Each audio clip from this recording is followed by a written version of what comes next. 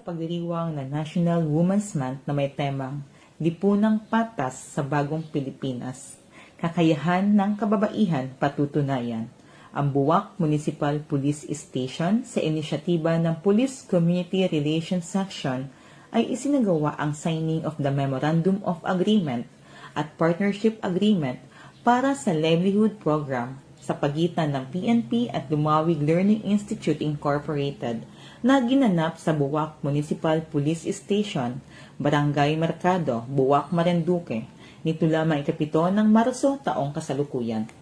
Ang nasabing aktibidad ay pinangunahan ng Buwak Municipal Police Station sa pamumuno ni Police Lieutenant Colonel Randall M. Sabtula, Officer in Charge, at Ginang Elizabeth L. Hitzman, kinatawa ng Lumawig Learning Institute Incorporated at kilala bilang isa sa matagumpay na babae sa larangan ng pag-e-export ng iba't ibang lahi ng paru-paro.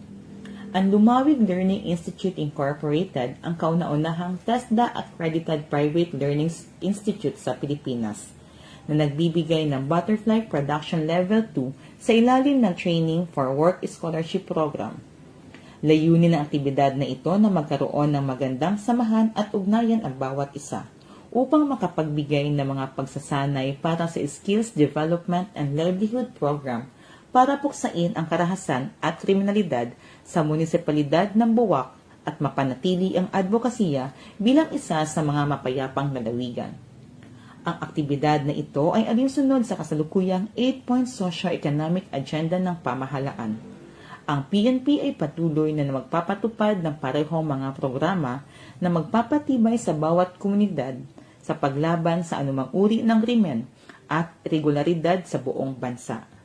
Makiisa at makipagtulungan sa mga programa ng pamahalaan at kapulisan sa pagsugpo ng karahasan upang mapayapang bagong Pilipinas ay makamtan. Mula dito sa Calapan City, Oriental, Mindoro, ako ang inyong PNN correspondent, Patrolwoman Ana Rose Godanya, alagad ng batas, tagataguyod ng Balitang Pulis.